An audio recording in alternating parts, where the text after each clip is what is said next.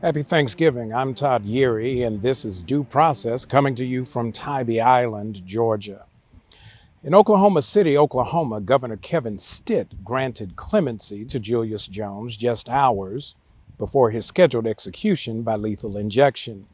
The decision came after the Oklahoma Pardon and Parole Board twice recommended clemency for Jones by a 3-1 vote. While the clemency order fell well short of the recommendation from the parole board, sparing Julius Jones's life was but an important next step in addressing the concerns about Julius's trial. I, along with a member of our staff, Johnny Savory, who himself has been wrongfully convicted and imprisoned, went to the Oklahoma State Capitol building on behalf of Reverend Jackson and the Rainbow Push Coalition to lend our voices to the multiracial international chorus of those demanding justice for Julius. After spending time with supporters and members of the Jones family, our focus now turns to the next steps in the arduous process to see Julius Jones finally get justice by demanding a new trial and asking the courts to throw out Julius's conviction. Meanwhile, in Kenosha, Wisconsin, disappointment and frustration abound as a jury acquitted Kyle Rittenhouse of all charges stemming from his killing of 2 men and maiming another during public protest after the public shooting by police of Jacob Blake Jr.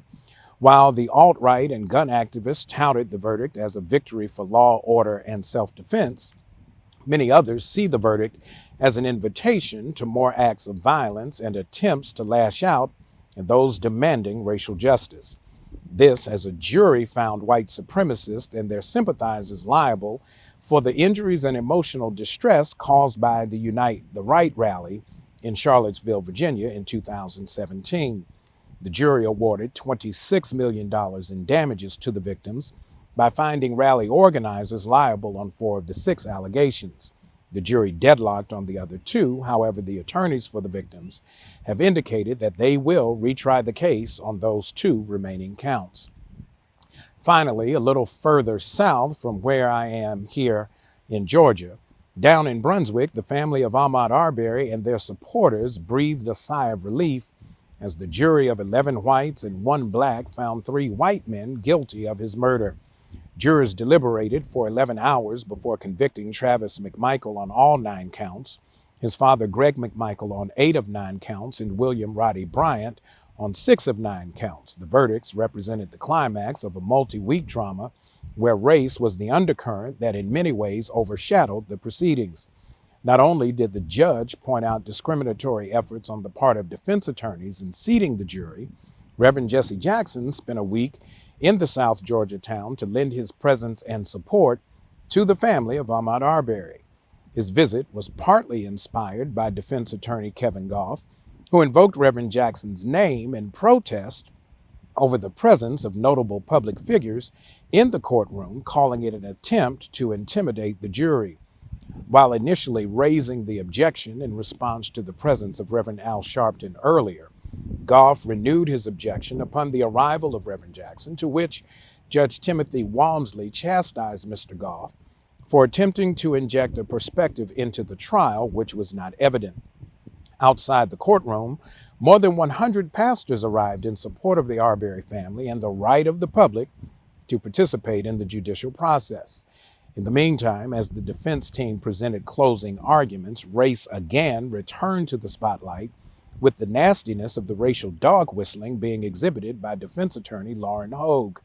Aside from overtly stating that Ahmaud was where he should not have been, she also yelled through the bullhorn of racial code when she questioned Ahmaud's presence in, quote, khaki shorts with no socks to cover his long, dirty toenails, end quote.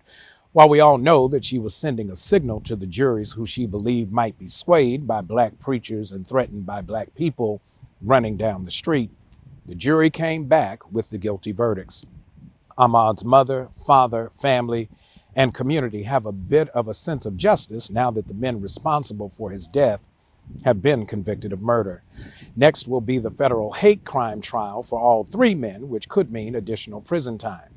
Also, the former district attorney faces obstruction of justice charges for advising the McMichaels to clean up after the murder and for ordering the police to stand down from arresting any of the three men after they killed Ahmaud.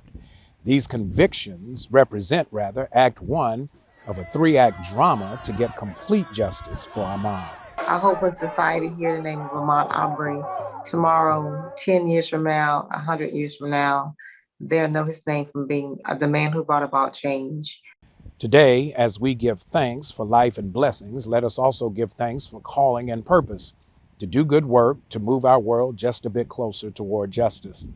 Let us not forget that there is more work to be done in order to embody a more perfect union. The arc of the moral universe is indeed long, and it bends toward justice. People of good faith and goodwill must continue to do good work to keep bending that arc. It is our prayer that your holiday has been warm and filled with gratitude and joy. Now let's catch our breath and get back to doing the important work of standing for that which is right. On behalf of our founder and president, Reverend Jesse L. Jackson Sr., and the entire Rainbow Push Coalition family, we pray that all of you have had a blessed Thanksgiving holiday. As we give thanks and return to the work of the movement, always remember to keep hope alive. From Tybee Island, Georgia, that's this week's Due Process. I'm Todd Yeary.